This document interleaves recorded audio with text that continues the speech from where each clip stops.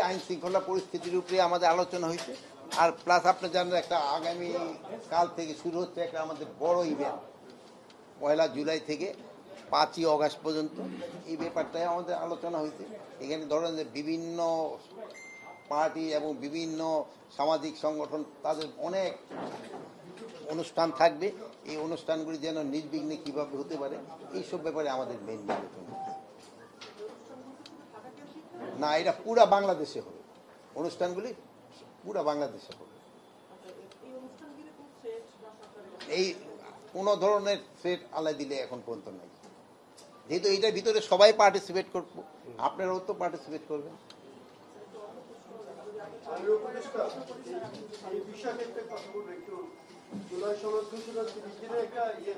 এটার ব্যাপারে তো এখানে আমাদের এটার ব্যাপারে না, এখানে ব্যাপারে কোনো আলোচনা হয়নি এই ব্যাপারে।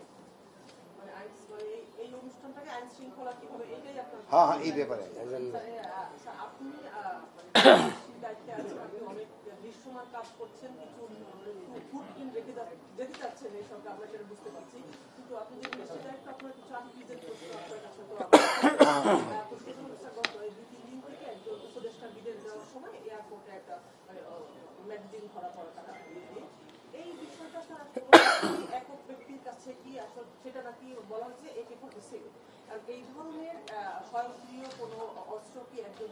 না, এটা কিন্তু AK-47 না, এটা তারই একটা লাইসেন্সকৃত হাতিয়ার পিস্তলের একটা ম্যাগজিন যে থাকে, একটা খালি ম্যাগজিনটা, ওইটা ভুলে ওনার ইসে রয়ে গেছিল। ওইটা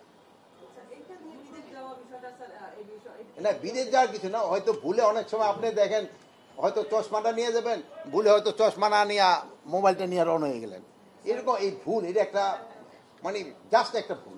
যেহেতু এটা নিয়ে তো বাইরা ওনার যদি জানতে পারতো আগে, তো উনি কোনো অবস্থায় এটা নিতেন না। ফেসবুকে মানে অনেক জায়গায় দেখাও যাচ্ছে যে যারা বৈধ লাইসেন্স পাবেন তাদের ক্ষেত্রে বয়স 30 এবং 3 বছর পর দেওয়ার একটা বিষয় আছে। উপদেষ্টার বয়স তার 30 হয়, সেক্ষেত্রে বৈধ লাইসেন্সের ক্ষেত্রে 30 বছর আছে না কিরকম? 30 বছর, জি, 3 বছর থেকে 7 বছর বয়স 30 হতে হবে, কমপক্ষে 30 হতে হবে। আমি অবশ্যই আইনটা মানে নতুন আইন হচ্ছে, আমি যেহেতু এই আইনটা পুরোটা দেখি না, এই ব্যাপারে আমি কিছু বলতে পারবো। এয়ারপোর্টে 2 দফা তিনি স্ক্যান করে চলে গেছেন, থার্ড টাইমে ওনার ব্যাগটা ধরা পড়েছে। তাহলে সিকিউরিটি সিস্টেম এই জন্য আমি অলরেডি বলেছি, যে হোক, অনেক সময় আছেন যেমন ধরেন হয়তো আমার ভাই আপনাকে ইয়ের নেতা, উনি যে সময় ঢোকে অন্যান্য সমাজ থেকে উনি একটু প্রিভিলেজ পায়। এই প্রিভিলেজটা যেন কারো ক্ষেত্রে না হয়, সবার ক্ষেত্রে যেন আইনটা একইভাবে প্রয়োগ করে, এই জন্য বলা হয়েছে।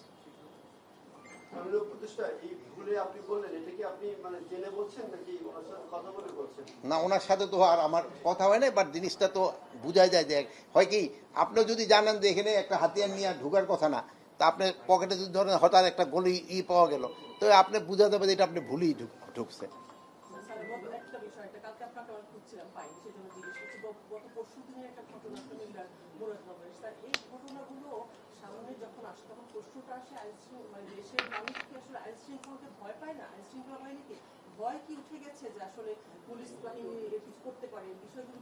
না, এটা ওঠে নাই।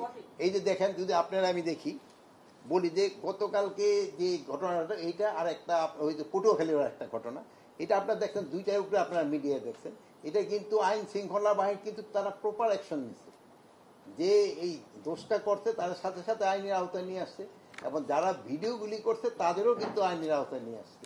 আর পটুয়াখালী ঘটনা যদি দেখেন, ওখানে তারাই আত্মীয় স্বজন গিয়ে কিন্তু একটা দুই দলের দুই মতবাদের ওইটা, এখানে ক্ষেত্রে আইন শৃঙ্খলা বাহিনীর তো কোনো রকমের